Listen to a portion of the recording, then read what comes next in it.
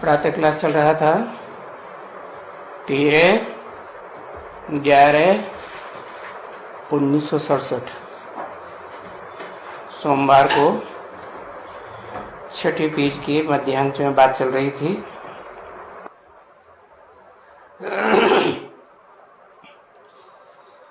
शंकर को काला गला दिखाई दिया है, नीला। अरे वो गला तो दूसरे का लोन लिया हुआ है ना।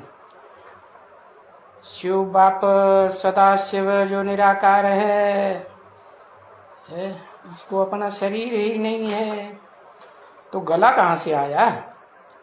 तो गला लोन लेता है, लिया है ना।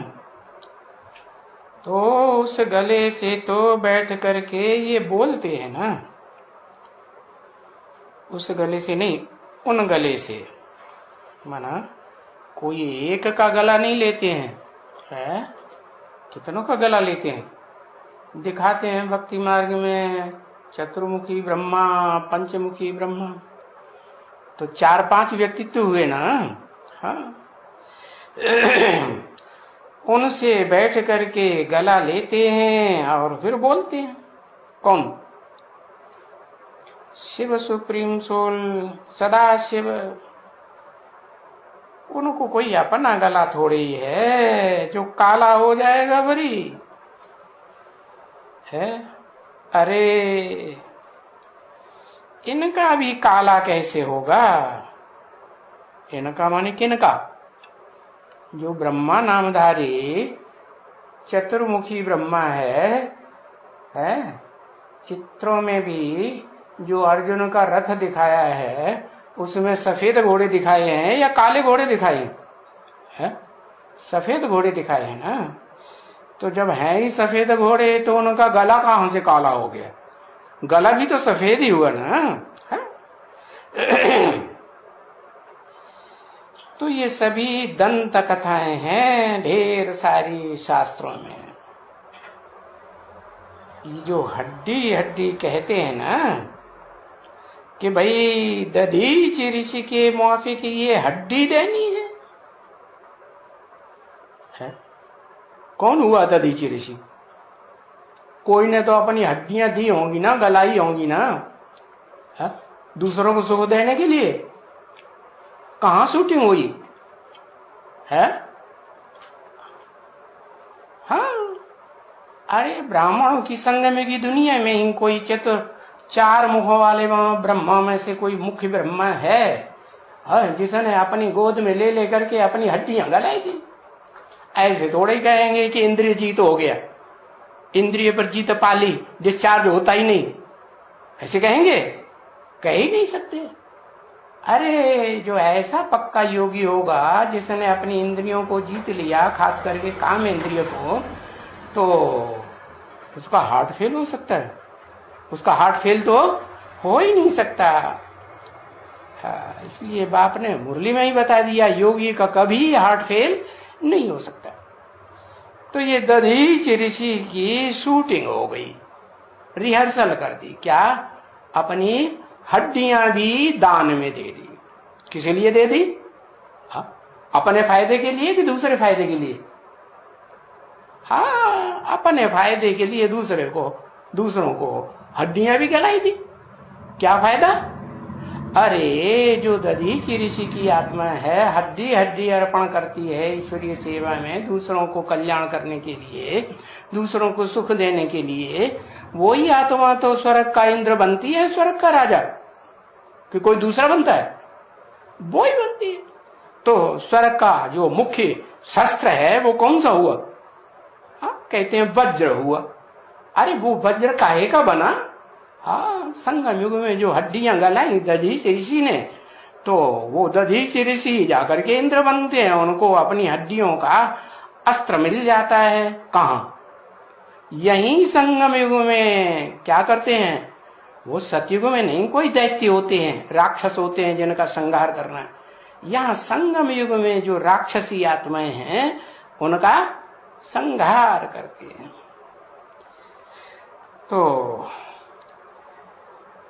तो ये बात बताई है कि दधीचि ऋषि की माफिक हड्डी हड्डी देंगे, शरीर की हड्डियां भी अर्पण करेंगे दूसरों के कल्याण के लिए, दूसरों को सुख देने के लिए, तो उसका रिजल्ट क्या होगा? अच्छा ही रिजल्ट होगा, सुख ही मिलेगा, या दुख की दुनिया में जाएंगे? सुख ही मिलेगा।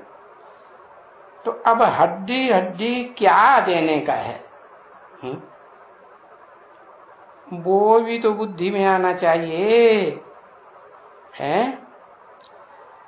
बाप तो कहते हैं बच्चे बड़े तंदुरुस्त रहो, बाप कहते हैं कि अपनी हड्डियां गला दो और टीबी के मरीज हो जाओ, ऐसे कहते हैं?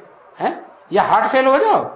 नहीं, बाप तो कहते हैं बच्चों को बड़े तंदुरुस्त होकर के रहो, बिल्कुल अच्छी तरह से रहो, ऐसे अच्छी तरह से रहो कि कोई कितना भी कैसा भी आघात करे तुम्हारे ऊपर, कोई न मन के ऊपर न तन के ऊपर कोई असर न हो। क्या असर हो? नहीं, ऐसे तंदुरुस्त रहो तन से मन से। तो जितनी तुम बच्चों को बाप की याद रहेगी इतनी खुशी बहुत रहेगी। किसकी याद? सिर्फ अपनी आत्मा की याद, या साथ में बाप की भी याद? बाप के लिए क्या टाइटल लेते हैं? सत्य चित्त आनंद। कभी आनंद से नीचे उतरती है वो आत्मा? नहीं। अरे सब पतित दुनिया में आती है, पतित तन में आती है, फिर भी आनंद मनाती है, आनंद में रहती है, या कभी दुखी होती है? सदा आनंद। तो उसका याद करेंगे उसे की तो खुशी रहेगी ना, इतनी ही खुशी रहेगी, बहुत खुशी। तो कहेंगे कि ऐसी खुशी जैसी तो कोई खुराक ही नहीं। कोई होती है इतनी खुशी? है जो ज्ञान की खुशी है, जो योग की खुशी है, इससे बड़ी खुराक तो और कोई आत्मा को हो ही नहीं सकती। तो तुम बच्चों को कितनी खुराक मिलती है? कौन से बच्चों को? है देहधारी बच्चों को। अरे देह के बच्चों से तो बात ही नहीं करते। किन से बात करते हैं? हाँ, जो आत्मिक स्थिति में रहते हैं, जितना भी रहते हैं, कोई कम कोई ज्यादा, तो उन आत्मिक स्थिति में रहने वाले बच्चों से कहते हैं कि तुमको कितनी खुराक मिलती है। तुमको माने किसको? देह को थोड़ी, किसको? आत्मा को खुराक मिलती है। कितनी खुशी मिलती है। हम अभी ये बात जान गए। हाँ, ये बाप समझाते हैं। क्या समझाने वाला कौन है? ये कह के किस तरफ इशारा किया? हाँ, कोई आत्मा इमर्ज की कि ये बाप समझाते हैं। क्यों? शिव सुप्रीम सोल नहीं समझाते? अरे समझाते तो हैं, लेकिन मनुष्य सृष्टि के बाप में ही प्रवेश करके समझाएंगे ना, तो वो तो दोनों एक ही हो गए। ये बाप समझाते हैं जबकि भगवान है। भगवान से तो हमको वर्षा, स्वर्ग का वर्षा मिलना चाहिए है। भगवान है तो कहाँ का वर्षा मिलना चाहिए? स्वर्ग का वर्षा। स्व माने आत्मा, ग माने गया। आत्मा जब आत्मिक स्थिति में गई तो स्वर्ग का सुख भोगती है। और वही वो भगवान सबका ही है, ऐसे नहीं कि देवताओं का है, दैत्यों का, राक्षसों का नहीं है, कीड़े मकोड़ों का नहीं है। नहीं, भगवान तो सबका है। तो हम सबको तो कुछ वर्षा मिलना चाहिए ना। हा? कुछ क्यों? सब कुछ क्यों नहीं? अरे जैसा संग करेंगे वैसा प्राप्ति करेंगे। ऊंच ते ऊंच का संग करेंगे तो ऊंच ते ऊंच जास्ती से जास्ती प्राप्ति। तो वर्षा भगवान का है, इसका वर्षा है धनवान का है। अरे वो टाटा बिरला वाले जो भगवान कहे जाते हैं भारत में है, ये प्रजातंत्र वाले क्या समझते हैं हमारा भगवान कौन है? जो बड़ी बड़ी ऊंची ऊंची गद्दियों पर बैठते हैं मंत्री महामंत्री बनकर के, वो क्या समझते हैं हमारा भगवान कौन है? जो पैसा देगा इलेक्शन लड़ने के लिए, वो हमारा भगवान है ना।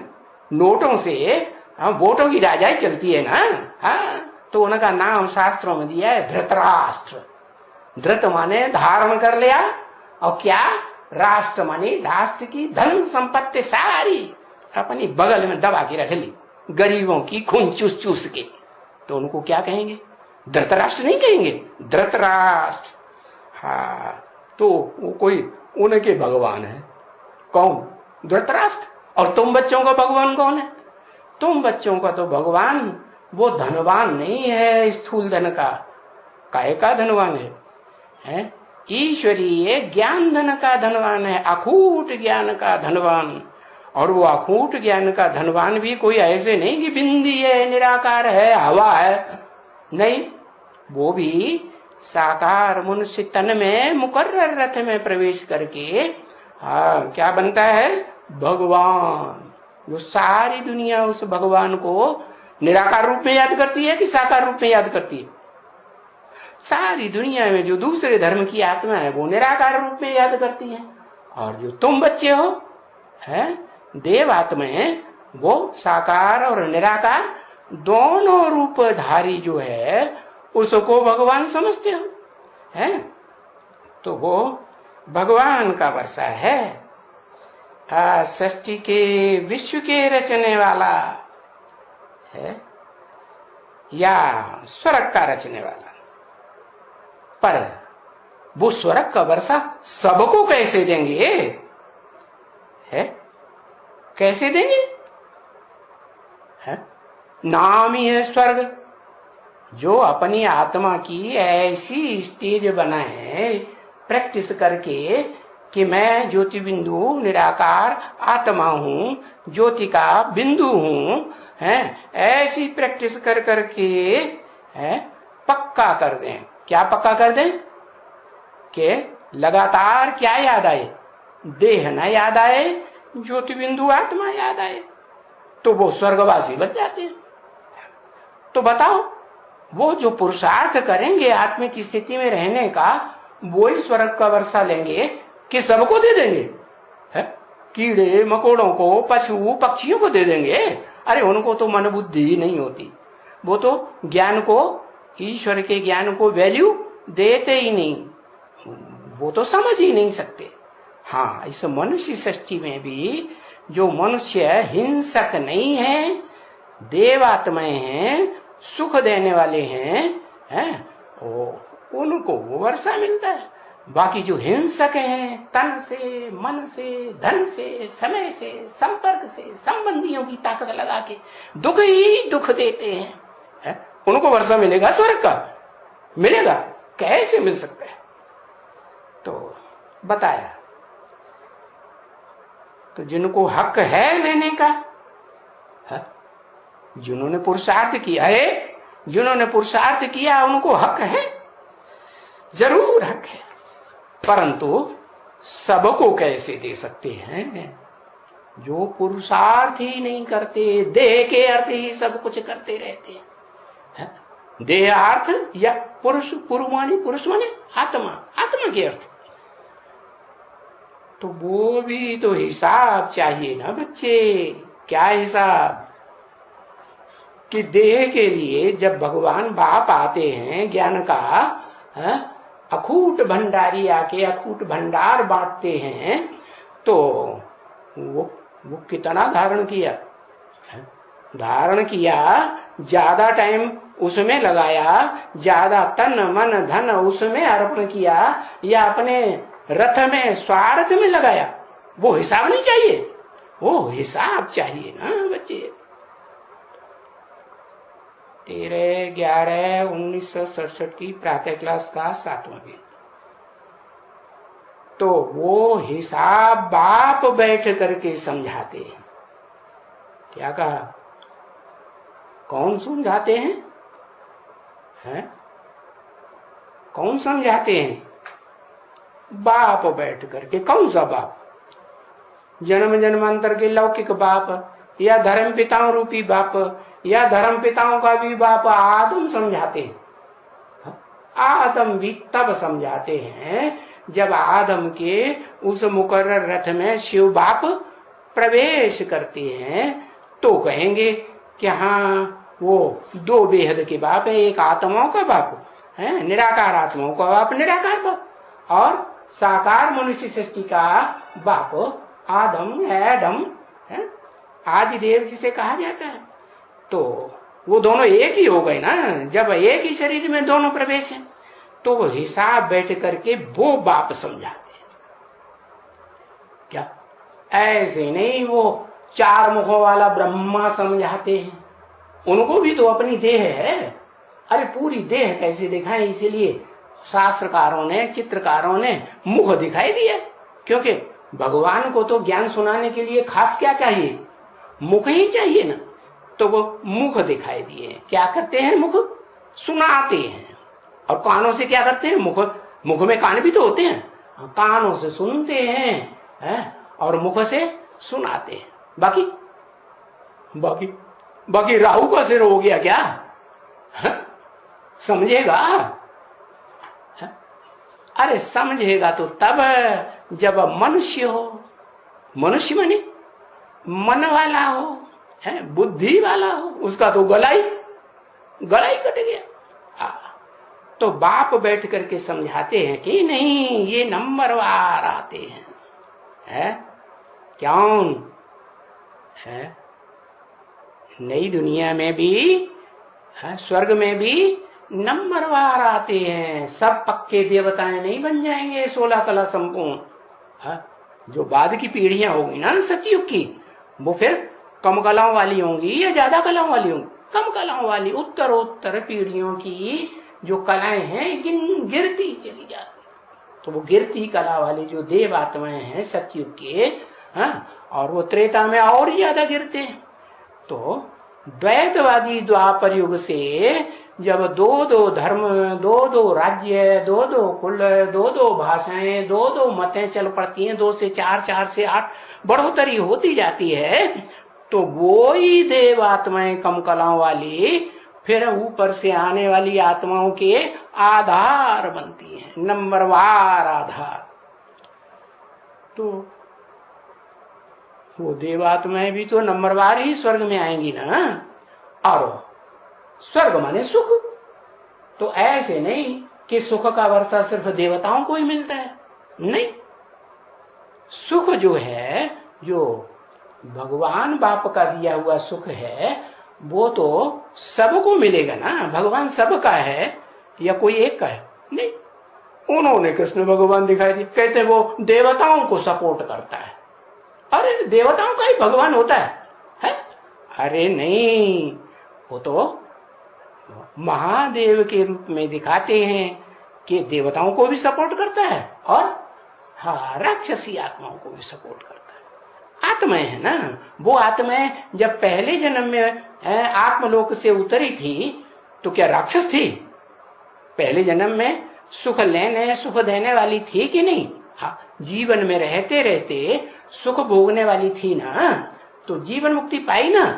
हाँ, तो उन्होंने किससे पाई जीवन मुक्ति? वो आसुरों ने भी किससे जीवन मुक्ति पाई? एक जन्म की जीवन मुक्ति उनको भी बाप आकर देते हैं। कौन सा बाप? ऊपर वाला निराकार बाप, सिर्फ निराकार बाप बुद्धि में बैठा है। अरे निराकार सो नीचे वाले में साकार में प्रवेश करके डबल पार्टधारी है, निराकारी भी है, साकारी भी है। तो वो सबको नंबरवार बरसा देते हैं। सबको माने जो भी प्राणी मात्र हैं, देवात्माओं से लेकर के और क्षुद्र प्राणी जो हैं, दुखदाई होते हैं ना, उन तक, कीड़े मकोड़े इंसेक्ट है, उन सबको वर्षा नंबरवार मिलता है, लेकिन सब इकट्ठे आ जाएंगे क्या? नहीं। नई सृष्टि होगी तो थोड़े होंगे या ज्यादा होंगे? पहले थोड़े होंगे। जितनी नई सृष्टि उतनी कम आत्मा, और जितनी पुरानी सृष्टि उतनी जास्ती संख्या बढ़ेगी घटेगी। अरे ऐसे कभी सृष्टि में किसी ने हिस्ट्री में हिसाब लगाया कि दुनिया की आबादी पहले के मुकाबले कम हो गई हो? आबादी हमेशा बढ़ती रही है या कम हो जाती है? वो तो एक ही समय है जब इस सृष्टि का, देव सृष्टि का, स्वर्गीय सृष्टि का, जहां सुख ही सुख मिलता है, उसका विनाश होता है। तो वो जो 10 करोड़ हैं उसमें से कितने रह जाते? बस आधे रह, आधा विनाश हो जाता। बस उस टाइम के अलावा फिर आगे तो लगातार सृष्टि की संख्या बढ़ेगी प्राणियों की या घटेगी? बढ़ती ही रहती है, बढ़ती। हिस्ट्री उठा के कोई बना करके देख ले, हिस्ट्री बनाने वाले होते हैं हिस्टोरियन, हाँ, वो अच्छी तरह से रिसर्च करके देख लें कि दुनिया में आबादी बढ़ती है या घटती है? बढ़ती है। ओ, सब इकट्ठे आ जाएंगे क्या? नहीं, धीरे धीरे आत्मलोक से आत्माएं उतरती हैं और फिर संख्या बढ़ती जाती है। हाँ, तो बताओ, उन संख्या बढ़ने वालों में भी सब कितने हैं? ये भी गॉड फादर समझाते हैं। क्या सब माने 500, 700, 750 करोड़ जो भी मनुष्य मात्र की आत्माएं हैं वो भी समझाते हैं। भाई तो हैं तो सभी ना। क्या सभी माने? सभी माने वो मनुष्य सभी प्रकार के हैं। 84 लाख योनियों में जितने भी प्राणी मात्र हैं सबका पार्ट कौन बजाते हैं? मनुष्य बजाते हैं कि नहीं? हाँ, वो मनुष्य आत्माएं सब प्राणियों का पार्ट बजाती है। इसलिए शास्त्रों में लिख दिया मनुष्य 84 लाख योनियों में जन्म ले। अरे 84 लाख योनियों में मनुष्य जन्म लेता है क्या? अरे मनुष्य का ही जन्म लेगा। आम का बीज होगा तो आम का ही पेड़ पैदा होगा ना। बैंगन का बीज होगा तो पौधा भी बैंगन का बनेगा ना, न कि कोई दूसरा बन जाएगा। नहीं, हाँ, तो भाई तो सभी आत्माएं, क्या चाहे वो निष्कष्ट प्राणियों की आत्माएं हो, और चाहे वो श्रेष्ठ से श्रेष्ठ देव आत्माओं की आत्माएं हो, और चाहे वो उनसे भी श्रेष्ठ जो भगवान ईश्वर कहा जाता है उसकी आत्मा ही क्यों हो। क्या कहा? भाई सभी हुए कि नहीं? हाँ, एक बाप के बच्चे हुए। कौन से एक बाप के बच्चे? वो ही जो सभी आत्माओं का, निराकारी आत्माओं का निराकारी बाप शिव, सुप्रीम सोल, सदा शिव। कभी भी साकारी स्थिति में स्थिर नहीं होता है। वो साकार शरीर में प्रवेश करके भी, पार्ट बजाते हुए भी, सब प्रकार का इंद्रियों से आचरण करते हुए भी साकारी स्थिति में स्थित होता है? नहीं, सदा निराकार। जैसे सब धर्म पिताएं निराकार, तो वो भी निराकार। और जिसमें में प्रवेश करता है उसको भी क्या बना देता? साकार से निराकार बना देता। तो कहते भी हैं हम सब भाई हैं, आपस में सभी भाई हैं। जब सृष्टि का आरंभ हुआ तो सब एक की संतान थे।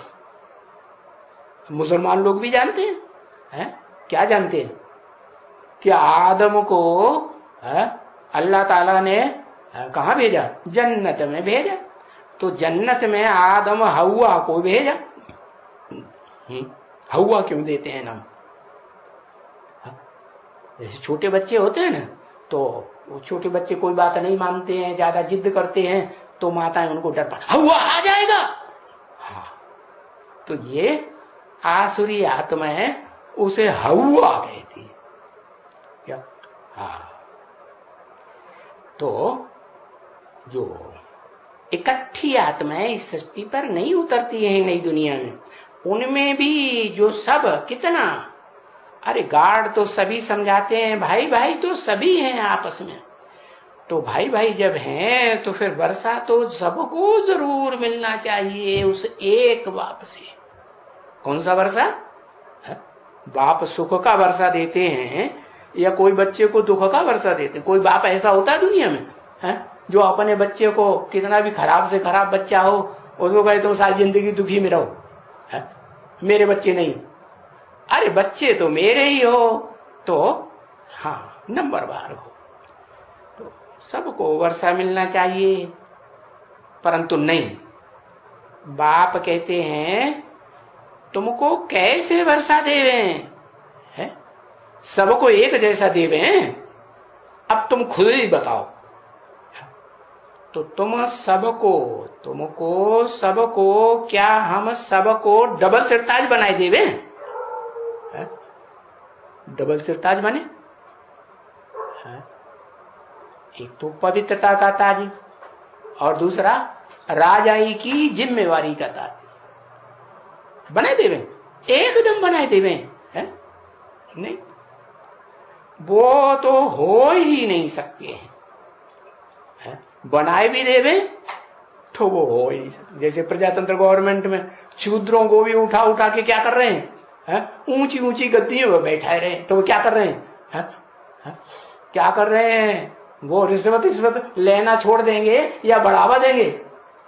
हाँ, जितना खींच पाओ उतना खींच लो, क्योंकि जन्म जन्मांतर से तो शूद्रों को राजाई मिली नहीं, इस अंतिम जन्म में मिली है, तो जो कुछ है सो ले लो, सहज सहज मिले सो ले लो, इनकम टैक्स वगैरह से है, अपने आप दे दें, इनकम टैक्स भर दें तो बढ़िया, नहीं भरे तो दुनिया भर के टैक्स लगा करके ले लो, और उससे भी ना माने तो फिर उल्टे सीधे कायदे कानून बना करके सारी संपत्ति प्रजा की खींचते रहो।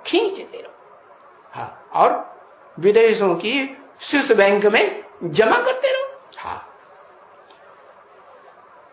तो देखो यहां तो बाप ने पुरुषार्थ रखा हुआ है। पुरुष अर्थ, पुरुष माने आत्मा, शरीर रूपी पुरी में श माने शयन करे आराम से, उसे कहते हैं पुरुष माने आत्मा। जो शरीर रूपी पुरी है माने क्या है? ये शरीर क्या है? आत्मा की रहने की पुरी है ना। तो उस आत्मा को जो सरसब्ज कराए, भरपूर कर दे, कैसी? पुरुषार्थ करके, देह का अर्थ नहीं, पुरुषार्थ करके, पुरुषार्थ पढ़ाई पढ़ करके है। तो ये पढ़ाई में तो जरूर सबको एक वर्षा तो कभी नहीं मिल सकता। अरे दुनिया में भी जो पढ़ाइयां पढ़ाई जाती हैं, उन पढ़ाइयों में, स्कूलों में, कॉलेजों में क्या एक जैसा पद सबको मिल जाता है? मिलता है? मिल सकता है? कोई को नहीं मिल सकता, नहीं मिल सकता ना। तो ये तो कायदा ही नहीं है बिल्कुल कि पढ़ाई में सबको, पढ़ने वाले स्टूडेंट्स को एक जैसा पद मिल जाए। और फिर दुनिया में तो वो हद की पढ़ाई है, और यहाँ तो और ही बेहद की पढ़ाई है। ये बेहद की पढ़ाई, तो बेहद की पढ़ाई में भी बच्चे जानते हैं, अच्छी तरह से जानते हैं कि ये कितना बड़ा झाड़ है, कितना बड़ा झाड़ है। ये बेहद की पढ़ाई पढ़ने वालों का कितना बड़ा झाड़ है। अरे कुछ गिनती है या नहीं? अरे लिखो तो, कुछ गिनती है कि नहीं है? 700 750 करोड़ मनुष्य आत्माओं की गिनती है। और फिर उनके संग के रंग में आने वाली जो और प्राणी मात्र की आत्माएं हैं, उनका भी तो संकरण किसी का ज्यादा किसी का कम होता है कि नहीं? जैसे जंगल में जानवर रहते हैं ना, हाँ, और शहरों में गांवों में भी जानवर रहते हैं। ज्यादा बीमार कौन पड़ते हैं? गाँव में शहर में मनुष्यों के साथ रहते हैं वो ज्यादा क्यों बीमार पड़े? क्योंकि मनुष्यों का संग किया तो मनुष्य ज्यादा बीमार पड़ रहे हैं। तो उनके संग के रंग में उनको अकल तो है नहीं है, तो बस वे संग के रंग से ही सुधरते हैं, संग के रंग से ही बिगड़ते, अपनी अकल समझने की नहीं है। तो देवात्माओं का संग मिला है तो सुधरे। तो स्वर्ग में सुधरे हुए पशु पक्षी प्राणी हुआ करते थे, कोई भी दुखदायी प्राणी नहीं होते थे। और यहाँ नरक की दुनिया, हाँ ये तो सुख दुख की दुनिया है, इसमें सुख देने वाले भी प्राणी हैं और दुख देने वाले प्राणियों की संख्या तो बहुत बढ़ती जाती है। तो देखो ये कितना बड़ा झाड़ है, कितने बड़े बड़े देखो है, यहाँ कितने धर्मों के बड़े बड़े फाउंडेशन लगे हुए हैं। सबसे बड़ा धर्म कौन सा? जिसमें सबसे जास्ती मनुष्य आत्माएं है, फाउंडेशन से ही, शुरुआत से ही ढेर की ढेर वृद्धि हो गई। कौन सा धर्म? अरे एक अक्षर नहीं लिखेंगे, मुंह बिचकाते रहेंगे। हाँ इस्लामी वो बढ़ाते हैं संख्या, अरे वो नहीं उतनी संख्या बढ़ाते, उन्होंने तो लिमिट डाल रखी, 3-4 शादियां करनी है। और लिमिट को तोड़ा किसने? एकदम बिल्कुल तोड़ दिया। 3-4 शादियां तो क्या, चोरी छुपे जितनी कर पाओ उतनी करो, और फिर गवर्नमेंट से हाँ कानूनी शादियां जितनी कर पाओ उतनी करो, कोई रोक टोक नहीं है। तो देखो अब ज्यादा बच्चे पैदा होंगे व्यभिचार से, ज्यादा व्यभिचार बढ़ेगा तो ज्यादा पैदाइश होगी या कम पैदाइश होगी? हाँ सारे मनुष्य मात्र उस क्रिश्चियन धर्म में सबसे जास्ती संख्या बढ़ जाती है। तो देखो अब इतनी प्रजा की संख्या बढ़ेगी क्रिश्चियन धर्म की, तो उनको उस प्रजा वर्ग की संख्या ज्यादा होगी या कंट्रोल करने वालों की संख्या ज्यादा होगी? कंट्रोल करने वाले थोड़े, और कंट्रोल होने वाली जो प्रजा है उसकी संख्या बहुत बढ़ जाती है। तो ज्यादा सुखी कौन होंगे और ज्यादा दुखी कौन होंगे? प्रजा वर्ग ही दुखी होगा ना। हाँ तो सारी दुनिया में आंखें फाड़ फाड़ के देख लो कितने क्रिश्चियंस फैले हुए हैं, और फिर उनको फॉलो करने वाले जो हैं कितने भारतवासी क्या अंधश्रद्धालु बन करके उस धर्म को फॉलो करके क्या बन गए? क्रिश्चियनिटी से, दिखावे वाली धर्म से प्रभावित होकर के और क्रोधियों के काम क्रोध से प्रभावित होकर के महाकामी महाक्रोध के चेहरे बन गए। चेहरे माने? चेहरे माने अरे बताया ना परसों कल का, क्या बताया था? मैं गुलाम तेरा। तो चेहरे बन गए। अब देखो इतने बड़े बड़े धर्म के पिता हैं, इतने बड़े बड़े उनके फॉलोअर्स ढेर के ढेर, फाउंडेशन तो उनका भी एक ही होता है। एक ही धर्म पिता होता है कि अनेक होते हैं? एक ही होता है। इस दुनिया में सो भी आते हैं तब फाउंडेशन पड़ता है, और बाप आते हैं तब क्या होता है? बाप आते हैं तब क्या होता है? और संख्या की बढ़ोतरी कर देते हैं इस दुनिया में, या एकदम जनसंख्या घटाए देते हैं? घटाए देते हैं कि बढ़ाए देते हैं? क्या करते हैं? हाँ बाप आते हैं जबकि बहुत मनुष्य यहाँ हो गए हैं, करोड़ों की तादाद में। अगर करोड़ों मनुष्य न हो जाएं तो बाप कैसे कहें हैं कि तुम संगम पर खड़ा रहो? क्या साधारण संगम पर नहीं, ये पुरुषोत्तम संगम पर, कलयुग का अंत और सतयुग के अंत, वो आदि वाले संगम पर खड़े रहो, हिलो नहीं। बार बार कलयुग में बुद्धि से, मन से, तन की इंद्रियों से उस पुरानी दुनिया में, पापी कलयुगी दुनिया में मत चले जाओ। कहाँ खड़े रहो? पुरुषोत्तम संगम युग में पुरुषोत्तम संगम युगी ब्राह्मण बन के खड़ा हो। कौन सा ब्राह्मण? पुरुषों में उत्तम। उत्तम ते उत्तम कौन सा ब्राह्मण? जो चोटी का ब्राह्मण है वही चोटी का उत्तम ते उत्तम देवता आदि नारायण बनता है। तो इस पर खड़ा रहो तो क्या होगा? तो जैसे वो जन्म जन्मांतर राजयोग से राजा ही की प्राप्ति करता है, वैसे यथा राजा तथा प्रजा भी सुखी रहेगी या दुखी बनेगी। अच्छा राजा कौन सा होता है? जो अपनी ज्यादा चिंता करे या अपने प्रजा, प्र माने प्रकष्ट रूप से, जा माने जन्म लेने वाली।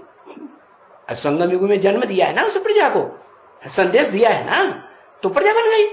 तो ऐसी जो मानसी प्रजा संगम में तैयार होती है और वही प्रजा पुरुषोत्तम की जब द्वापर कलयुगी दुनिया में जाकर के ऊंच ते ऊंच जो डाली है, जिसे कहें तना, क्या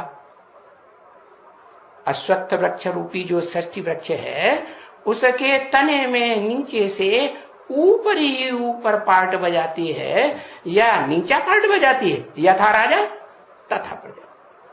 तो तुम खड़े रहो। हाँ, जब सैंपलिंग लगने का टाइम आता है तो जरूर नीचे आ जाते, नहीं तो नई दुनिया की सैंपलिंग, हाँ पुराने से ही तो नई की सैंपलिंग लगेगी ना। हाँ?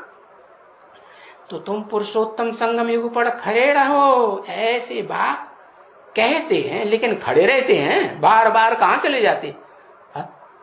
कहां चले जाते? पुरुषोत्तम संगम युग में रहते हैं या मन से, तन से, धन से, समय से, संपर्क से, संबंधियों से कहां चले जाते? पाप की कलयुगी दुनिया में चले जाते। तो इस तरफ भी देखो और उस तरफ में भी देखो, उस कलयुगी दुनिया में देखो, इस संगम युगी ब्राह्मणों की दुनिया में भी देखो। ये तो बाबा ने बड़ी भारी युक्ति बताई है कि सदैव संगम युग पर अपन को देखो, कभी भी कलयुग में अपन को देखो ही नहीं, जाने ही न दो। अभी ये पुरुषोत्तम संगम युग है? लेकिन बोला नहीं पुरुषोत्तम संगम युग, बोला है अभी संगम युग है। एक होता है संगम युग साधारण कि भाई कलयुग और सतयुग का संगम है, 50 साल कलयुग के, 50 साल सतयुग के, शूटिंग के हिसाब से कह दो तो दोनों हुए ना।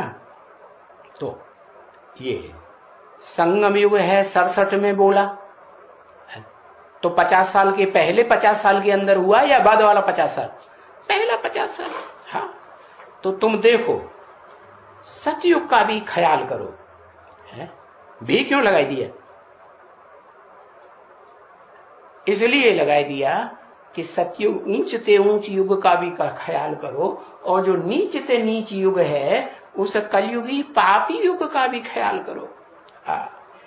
इस तरफ में भी देखो, इस तरफ में भी देखो, उस तरफ में भी देखो। ये बाबा ने बड़ी भारी युक्ति संगम युग की समझाई है, बताई है। तुम देखो, ये ख्याल करो। इसलिए ये चित्र निकाले हैं। क्या जाड़ा का चित्र भी दिखाया, उसमें क्या दिखाया? संगम युग, पुरुषोत्तम संगम युग दिखाया या नहीं आया? दिखाया। और फिर सीढ़ी का चित्र भी दिखाया, उसमें भी संगम युग, पुरुषोत्तम संगम युग दिखाया या नहीं दिखाया? ये जो गोले का चित्र है षष्ठी चक्र का, इसमें भी पुरुषोत्तम संगम युग छोटा सा दिखाया या नहीं दिखाया? हा? नहीं तो चित्र अगर ये न निकालें तो सतयुग तो लाखों बरस ही हो जावे। ये चित्र में समझाया गया है कि हर युग की आयु 12.5 वर्ष, और शास्त्र में भी लिखा हुआ है। क्या महाभारत में लिखा हुआ है? क्या कलयुग की आयु 12.5 वर्ष। तो जब कलयुग एक युग की आयु, एक सीन की, अंतिम सीन की आयु 12.5 वर्ष, तो चारों सीन की आयु बराबर बराबर ही होगी ना। हाँ, तो उन्होंने तो शास्त्रों में लाखों वर्ष दे दिए। क्यों दे दिए? इसलिए दे दिए ऋषि मुनि विद्वान पंडित आचार्यों ने कि कोई अगर पूछे हमें हिसाब बताओ लाखों वर्ष का, कैसे कैसे हमने या तुमने या पुरुषोत्तम की आत्मा ने कैसे जन्म लिए सो बताओ, तो बता पाएंगे? तो बताने की जरूरत ही नहीं, क्योंकि लाखों वर्ष बता दिए। अब बाप कहते हैं 1250 वर्ष का एक युग होता है, हर युग की आयु 1250 वर्ष, 1250 वर्ष मिलाओगे तो 5000 वर्ष का ये ड्रामा है, लाखों वर्ष का ये ड्रामा नहीं है। हाँ ये है, ये पुनः पुनः बार बार हूबहू रिपीट होता है। कल्प कल्प लगे प्रभु अवतारा, तुलसीदास ने भी तो लिख दिया, क्या झूठ लिख दिया? हर कल्प में जब जब त्रेता, तो यही समझते हैं कि त्रेता युग में राम हुए, तो हर कल्प में जब त्रेता युग होता है तो राम का अवतार होता है। तो आधा सच्चा लिखा, आधा झूठा लिखा दिया, लेकिन बात सच्ची है। हर कल्प में जब ये दुनिया दुखी हो जाती है, कलयुग में पापी दुनिया बन जाती, पाप से ही दुख होता है ना, तो बाप आते हैं और दुख की दुनिया से छुड़ाए कहाँ ले जाते हैं? शांति धाम, अपने घर में ले जाते हैं। कहते हैं थोड़ी देर आराम करो, शांति से रहो। जैसे सो जाता है ना कोई गहरी नींद, तो क्या शरीर स्वस्थ हो जाता है कि नहीं? थोड़ा हाँ, शरीर स्वस्थ हो जाता है, मन स्वस्थ हो जाता है। ऐसे ही ये आत्मा की बात बताई कि आत्मा को स्वस्थ बनाने के लिए क्या करते हैं, यही बताए देते हैं तरकीब। क्या अपन को इस दुनिया का वासी नहीं समझो। कहाँ का वासी? मैं आत्मलोक परम धाम का वासी हूं। अब उसमें पुरुषार्थ करके कोई ऐसे बच्चे हैं पुरुषार्थी, आत्मा के अर्थी, के जो परम धाम को इस सृष्टि पर ही उतार लेते हैं। अरे ऊपर कौन जाए, यहीं उतार लो और यहीं पर परम धाम वासी बन जाओ, ताकि ज्यादा सोने की जरूरत पड़े सुसुप्ति में। कोई 5000 वर्ष लगातार सुसुप्ति में आत्मलोक में पड़ा रहना चाहेगा? कोई नहीं चाहता। हर आत्मा चाहती है हमें जीवन में सुख मिले, दुख न मिले। तो कोई आत्माएं ऐसी भी बाप के बच्चे हैं जो इसी दुनिया में परमधाम की स्थिति को, वातावरण को उतार लेते हैं, सदा आत्मिक स्थिति में रहने का पुरुषार्थ करते हैं। तो जितना आत्मिक स्थिति में रहेंगे आत्मा शांत रहेगी कि कोई अशांत करेगा? चलो आसपास चारों तरफ अशांत करने वाले बैठे हैं, कुछ न कुछ कर्मणा से, वाचा से, दृष्टि से ऐसा बोलेंगे, ऐसा करेंगे जिससे फीलिंग आ जाए ये हमारे साथ ऐसा क्यों करते हैं, औरों के साथ नहीं ऐसा करते, इनके साथ नहीं ऐसा करते, हमारे साथ ऐसा करते, वैसा करते, तो टेंशन आता है ना। लेकिन बाप की याद में आत्मा की स्थिति में स्थित हो जाओ, बिंदी फुल स्टॉप, संकल्पों को फुल स्टॉप लगा दो, तो दुखी होंगे दुखी? अरे दुखी होंगे। अरे अब तो लटक गया ना, हाँ ना। आत्मिक स्थिति में फुल स्टॉप लगा देंगे कि मैं आत्मा ज्योति बिंदु। प्रैक्टिस करेंगे कि नहीं करेंगे? Practice maximum perfect. अभ्यास तो कौन्तेय वैराग्येन से क्रियते। हे अर्जुन, तू जितना इस मन को एकाग्र करने का अभ्यास करेगा तेरा अभ्यास बढ़ता ही जाएगा। तो कहता हमें तो अनुभव ही नहीं इस बात का, हम कैसे जाने। अरे आत्मा फुल स्टॉप लगा सकती है, प्रैक्टिस कर सकती है कि नहीं? नहीं कर सकती? हाँ कर सकती है। अब ये अपने अपने अनुभव की बात है, प्रैक्टिस की बात है। तो देखो अगर ये संगम युग की बात न बतावे, पुरुषोत्तम संगम युग की, तो फिर सतयुग लाखों वर्ष का पक्का हो जाएगा सबकी बुद्धि में। लेकिन ऐसा तो है ही नहीं।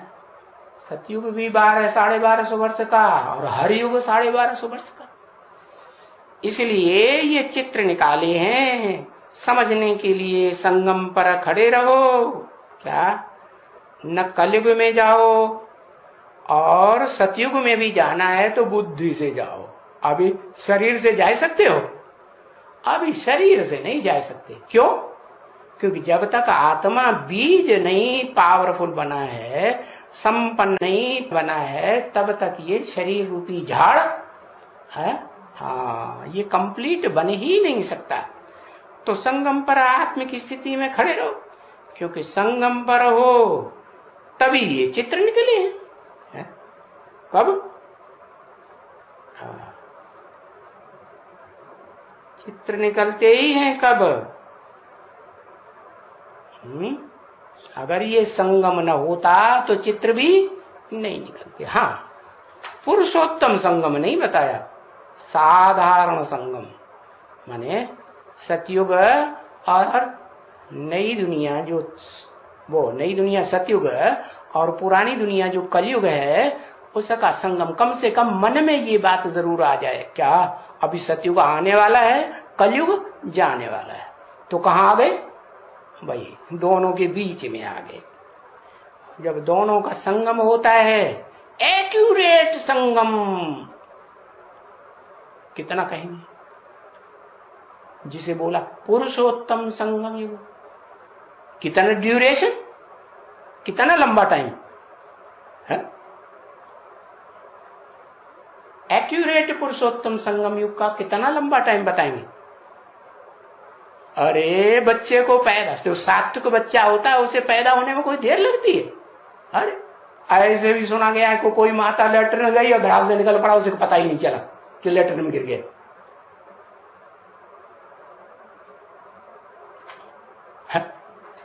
ऐसे भी हुआ। तो देखो, 1 सेकंड में जन्म लेते हैं प्रत्यक्षता रूपी। जो देखे, जो सुने, उसकी बुद्धि में बैठे। क्या? जो तुलसीदास ने लिखा, सनमुख होय जीव मोय जबहि, जन्म कोटि अघमन पाप नासै तबहि। अब उनकी बुद्धि में तो यही भरा हुआ है कि करोड़ों जन्म हुए हैं। करोड़ों जन्म नहीं होते हैं। आत्मा के एक कल्प में 4 युगों में सिर्फ ज्यादा से ज्यादा 84 जन्म होते हैं। तो बताइए बात, क्या आधी सच्ची आधी झूठी तेरी गरम कहानी? तो तुलसीदास ने अपनी गरम कहानी लिख दी क्या?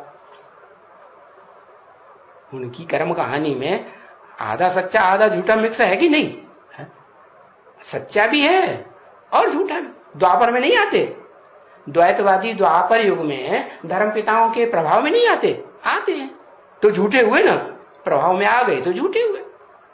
तो कहते हैं कि अगर ये संगम युग पर ये चित्र नहीं बनवाते साक्षात्कार से, हैं, तो ये चित्र निकलते ही नहीं। कुछ भी नहीं होता यहाँ, कुछ भी नहीं। माने जब ये चित्र निकलना शुरू हुए, झाड़ का चित्र, त्रुटि का चित्र, गोले का चित्र, ये पहले पहले बने ना, तो इन चित्रों के निकलने से सर्विस बढ़ी है। पहले तो इतनी सर्विस होती ही नहीं थी। क्या? हाँ, जब ये चित्र बढ़े हैं, बने हैं, तो तेजी से सर्विस, हाँ, तेजी से ब्राह्मणों की संख्या बढ़ने लगी शूटिंग पीरियड में। तो देखो, ये चित्र नहीं होते तो कुछ भी नहीं होता। नहीं, कुछ भी नहीं था, ये चित्र नहीं थे तब। अभी बाप आए हैं, बाप आए हैं, तो उन्होंने बैठ करके ये दिव्य दृष्टि से ये सब निकलवाए। कौन सा बाप? सुप्रीम सोल बाप। अरे वेद के 2 बाप है ना, एक सुप्रीम सोल आत्माओं का बाप और दूसरा मनुष्य साकार सृष्टि का बाप। तो किसने साक्षात्कार से बनवाए? जो आत्माओं का बाप है, उन्होंने आ करके ये बैठ करके चित्र बनवाए दिव्य दृष्टि से, ये सब निकलवाए। सो भी एकदम नहीं, 4 चित्र निकलवाए, 5 आहिस्ते आहिस्ते, धीरे धीरे करके ये बुद्धि में आते रहे। पहले चित्रकारों की बुद्धि में आएगा तभी तो वो बनाएंगे, उनको समझाया जाएगा ना। हाँ, आस्ते आस्ते आए। पहले पहले देखो क्या निकलते थे, है? जैसे कि वो ऐसे ऐसे बच्चे नहीं होते हैं, तो ऐसे ऐसे लीका पहनते रहते हैं। जब स्कूलों में पहले पहले आते हैं, उनको सिखाओ आ लिखो, ABCD लिखो, तो नहीं लिख पाते हैं, तो ऐसी ऐसी लीका लिखाई देते हैं। तो ऐसे ही ब्रह्मा बाबा ने क्या किया, वाराणसी में जाकर के लीका बनाते रहते थे दीवालों पर, लीका पहनते रहते। तो अपन भी समझते हैं कि बाबा हमको पहले लीका पहनाते रहते थे, है? कहा? वाराणसी में लीका पहनाते रहते थे। हाँ, अभी देखो क्या क्या बनाए दिया है। क्यों? शुरुआत में भला बाबा ने सीढ़ी क्यों नहीं बनवाई? जिस सीढ़ी में सभी भारतवासी जल्दी जल्दी समझ जाएं कि कैसे हम भारतवासी 84 के चक्कर की सीढ़ी उतरते हैं और कैसे 84 जन्मों की सीढ़ी चढ़ जाते हैं, धाक से चढ़ जाते हैं। चढ़ने में कठिनाई होती है या उतरने में कठिनाई होती है? वो पार्कों में सीढ़ी बनाई जाती है ना, एक तरफ सीढ़ी लगी हुई है और दूसरी तरफ रपक लगी हुई है? तो रपकने में तो फटाक से आराम से रपकते चले जाए, बड़ा मजा आता है बच्चों को। और चढ़ने जितनी ऊंची सीढ़ी होगी उतना टांगे थकेंगी, पकड़ पकड़ के इधर उधर डंडों को चढ़ो। हाँ, तो ये दाएं हाथ का डंडा, ये बाएं हाथ का डंडा। दाएं हाथ का डंडा कौन सा है? अरे ये खास श्रीमत के डंडे हैं, एक बेसिक में और एक एडवांस ज्ञान में। बेसिक ज्ञान में दादा लेखराज ब्रह्मा का डंडा, वशिष्ठ जी का डंडा, और उससे भी जास्ती पावरफुल विश्वामित्र का डंडा। विश्वामित्र जो है ऐसे नहीं कि ऋषि मुनि बनकर के ब्राह्मण ही बन के गए थे कि भाई ब्राह्मण ही बन करके रहना है, किसी के ऊपर कंट्रोल नहीं करना है? नहीं, राजाई भी करनी है और सारे विश्व के ऊपर राजाई करनी, विश्व का मित्र बनना है। सारा विश्व अपना आखिरी दोस्त समझे। क्या आखिरी दोस्त समझे या नहीं समझे?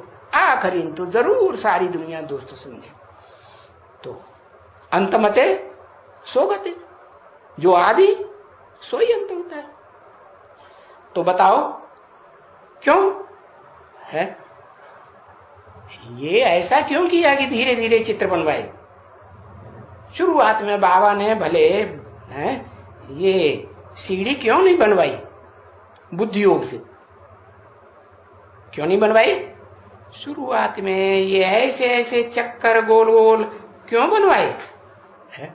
वाराणसी में ब्रह्मा बाबा के द्वारा नहीं, वो तो ड्रामा के अनुसार जैसे जैसे पढ़ाई है बाप की, है छोटे छोटे बच्चे हैं दुधमुहे हैं, क्या सन 60 तक 59 तक जैसे छोटे छोटे बच्चे रहे, तो जैसे बच्चे हैं वैसे ही उनकी पढ़ाई पढ़ाएगी ना अम्मा। हाँ, तो बताया जैसे जैसे पढ़ाई है बाप की वो ऐसे ऐसे पढ़ाते रहते हैं।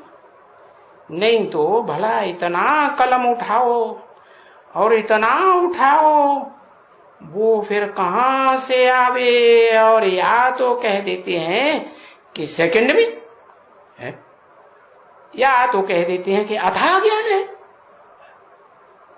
1 सेकंड का भी ज्ञान है और फिर अथाह ज्ञान भी है। 1 सेकंड का कब है? 1 सेकंड का कब है? अरे जनक को क्या गायन है? जनक के लिए गायन है 1 सेकंड में जीवन मुक्ति मिली। जीवन बंध से 1 सेकंड में जीवन में रहते मुक्ति मिल गई। नाम रख दिया जनक, राजा जनक, सीता का बाप। अरे बाप कहते हैं कोई एक सीता की बात नहीं, तुम सब रावण की जेल में फंसी हुई सीताएं हो। राम तो एक है, वो ही है जनक। जन माने जन्म देने वाला, का माने कर्म। जो जन्म देने का कर्म करता है सबसे पहले अव्वल नंबर का, वो ही जनक। कौन सा जनक? वो ही राम वाली आत्मा। तो बताया, कह देते हैं कि अथाह ज्ञान है, और फिर 1 सेकंड का भी ज्ञान है। 1 सेकंड में तुमको विश्व की बादशाही मिल सकती है भाई, ज्ञान से सेकंड में जीवन मुक्ति। और फिर दूसरी तरफ में इतना कलम, कितना कलम है, सारे जंगल दुनिया के हैं उनकी कलमें बनाओ, और इतनी स्याही बनाओ, कितनी, सारे समंदर में जितना पानी है उसकी स्याही बनाओ, और फिर लिखना शुरू करो। क्या? तो भी ये ज्ञान पूरा होगा ही नहीं। वो सारी कलमें घिस जाएंगी और सारी स्याही सूख जाएगी लिखते लिखते, लेकिन क्या होगा? ये ज्ञान पूरा होने वाला नहीं है। तो कोई न कोई तो बात है नहीं, कोई न कोई बात तो है। तो अभी सब समझते हो, अच्छी तरह से समझते हो कि बरोबर यहां ज्ञान सागर भी है। क्या कहा? वो ज्ञान सागर भी है जिसके लिए बताया उसकी स्याही बना दो सारे सागर की, तो भी खूटेगा नहीं। और बाकी ज्ञान ऐसी युक्ति देता है ये ज्ञान किसका ज्ञान? सागर का ज्ञान? अरे नहीं, सागर में भी जो जल भरता है, पहले दुनिया छोटी थी और अभी दुनिया बड़ी है। तो दुनिया छोटी तो सागर भी छोटा, और दुनिया बड़ी तो सागर भी बड़ा। तो बताया ये ज्ञान ऐसी युक्ति देता है। कौन सा ज्ञान? जो सुप्रीम सोल बाप अखूट ज्ञान का भंडारी आकर के, जिसे कहें ज्ञान सूर्य, क्योंकि सूर्य से ही तो सागर का पानी खौलता है? नहीं, सागर का पानी गर्म होता है तभी तो बरसात होती है, कैसे ही होती है? हाँ, तो 5000 वर्ष हो गए इस सृष्टि पर बरसात होते होते होते, तो सागर बढ़ेगा या घटेगा? सागर भी बढ़ता है, और ये पृथ्वी भी पृथिव्याति चौड़ी होती जाती है। जितनी पृथ्वी चौड़ी होती जाती है उतना सागर भी चौड़ा होता है। तो ऐसी युक्ति देता है वो सुप्रीम सोल ज्ञान सागर शिव, सदा शिव, जो बच्चों को झट तीर लग जाता है। अब सबका टाइम अपना अपना अलग अलग। क्यों? हाँ, बाप बताते हैं कि पहले पहले क्या करना है? अपन को आत्म की स्थिति में स्थित करने की प्रैक्टिस करनी है। पूरा तीर कब लगेगा? जब आत्मिक स्थिति में कम से कम कितना 4 घंटे लगातार स्थिर होंगे, तो फिर क्या है, तुमको तीर झटाझट लगने लगेगा। हाँ, तो लग गया ना तीर, है? पूछा नहीं, वो आश्चर्यजनक निशान लगाया, तीर लग गया ना, माना टांट मारा या पूछा? टांट मारा, तीर लग गया। अब पूरा तीर लगा कि नहीं लगा? हाँ, तो वो शुरू से ये शुरू करो। क्या शुरू करो? शुरू से ये शुरू करो। सिंध में, मगध देश में है, ये कैसे शुरू किया? मगध देश में तो ज्ञान की गंगा बही, तो अच्छी तरह से ज्ञान गंगा बही के रह गया कुछ? अच्छी तरह से। सिंध में ये कैसे शुरू किया? कैसे कैसे आना हुआ? कैसे हंगामा हुआ। सिंध हैदराबाद में भी आज में हंगामा हुआ या नहीं हुआ? हुआ, हंगामा हुआ। क्या से क्या होकर के बना है, ये तो तुम बच्चे जानते हो ना। क्या से क्या हो गया। हाँ, क्या क्या कहते थे भाई, खाने से खूब। क्या किसी के पास कितना भी धन हो, एक दिन के लिए 2 दिन के लिए बारात आती है तो घर वालों का सारा धन खूट जाता है।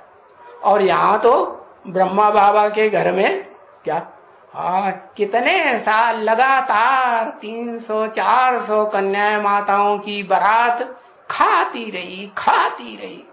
तो खाने से खूट जाएंगे, खलास हो जाएगा, ऐसे समझ लिया। ब्रह्मा बाबा ने भी ऐसे समझ लिया, या ड्रामा प्लान अनुसार बाबा ने ऐसे किया क्या कि बस बाजरे की रोटी, उस समय बाजरा सबसे सस्ता मिलता था, बाजरे की रोटी और पतली पतली छाछ, बस न सब्जी न दाल, और ये खिलाना। अब चाहे कोई वो निमोनिया का मरीज हो, चाहे बुखार का मरीज हो, सबको वो ही खिलाया और कोई बीमार नहीं पड़ा, कोई नहीं मरा।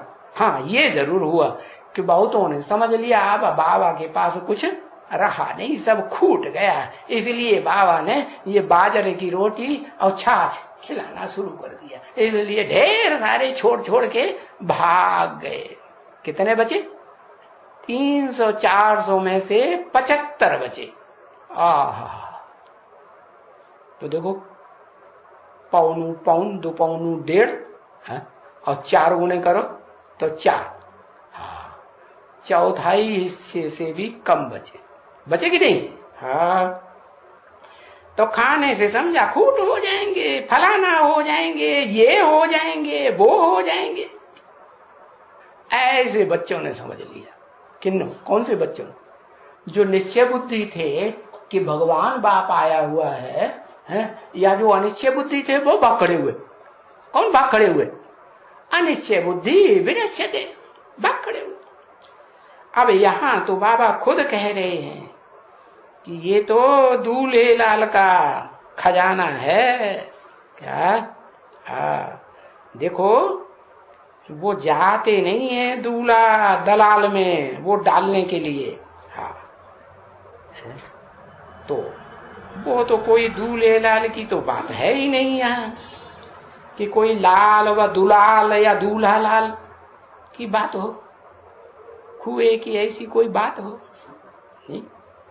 वो तो आता है तो काम पूरा करके जाता है कि बीच में खो जाता है। जैसे बच्चे पहले ज्ञान में आते हैं, निश्चय करते हैं, साक्षात्कार करके, अब ढेर सारे आए 300-400, फिर खो गए। तो ऐसे बाप थोड़े ही खो जाएगा। वो तो मुकर्रर रथ में आता है तो उस मुकर्रर रथ में मुकर्रर काम से पूरा करके जाएगा कि बीच में खो जाएगा नहीं। तो ये तो बाबा हंसी कुड़ी में कह देते हैं, वाह दूल्हे लाल। तो उनके तो खुए भरे रहते हैं, किनके? जिनके लिए कहते हैं वाह दूल्हे लाल। कैसे दूल्हे लाल? कैसा दूल्हा?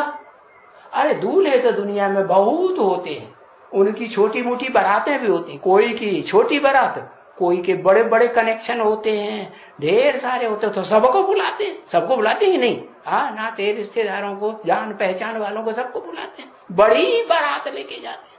राजाओं महाराजाओं के यहाँ राजाओं की बेटियों की शादी होती थी तो बड़ी बारात जाती। अब वो तो राजा हैं, सबको खिलाएंगे नहीं, पिलाएंगे अच्छे। और ये तो बड़ा दूल्हे लाल है कि छोटा? कितना बड़ा दूल्हे लाल? 16,000 क्या दूल्हा, क्या? हाँ, छोटा ना मोटा। अब उनमें से कोई तो मुखिया रानी होगी ना। हाँ, तो बताया, उनके तो खुए भरे रहते हैं।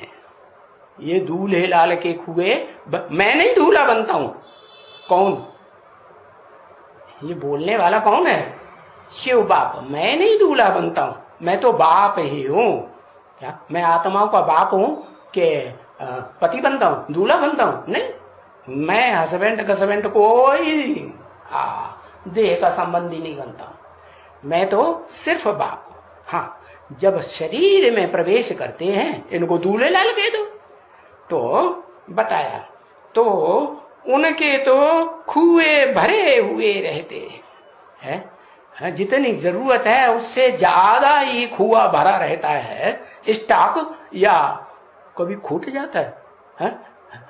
जो ढोडे की और बाजरे की रोटी खिलाएंगे, ऐसे होता है क्या? नहीं होता है। कभी तो खूट ही नहीं सकता, बिल्कुल निश्चिंत रहते हैं ना बच्चे, क्योंकि ये तो है ट्रस्टी। क्या है? ट्रस्टी होता है ना, तो वो तो सेठ होते हैं। जैसे दिलवाड़ा मंदिर का कोई सेठ है अहमदाबाद में, तो बड़ा ट्रस्टी, बड़ा सेठ होगा ना। तो ट्रस्टी को तो सेठ पैसा देंगे तभी वो काम चलेगा, नहीं तो काम कैसे चलेगा। तो इस ट्रस्टी का, जो तन का, मन का, धन का ट्रस्टी है, जितना भी तन मन धन समय संपर्क संबंध जितनों का इकट्ठा होता है, उन सब का ट्रस्टी है कि सेठ है। सेठ तो शिव बाबा है, शिव बाबा है। तो सेठ जितना पैसा देंगे तभी तो काम चलेगा। तो कोई हद के पैसे की बात है? ये तो बेहद अखूट ज्ञान धन की बात है कि अखूट ज्ञान धन जिनके पास होगा, उनके पास स्थूल धन की कमी हो ही नहीं सकती। अरे दुनिया में देखो, इतने झूठे झूठे संप्रदाय धर्म चल रहे हैं, उनके लिए धन की कमी हो जाती है? नहीं होती, कभी नहीं होती। जो भगवान के नाम पर चल रहे हैं उनको कमी होती है? कभी नहीं होती।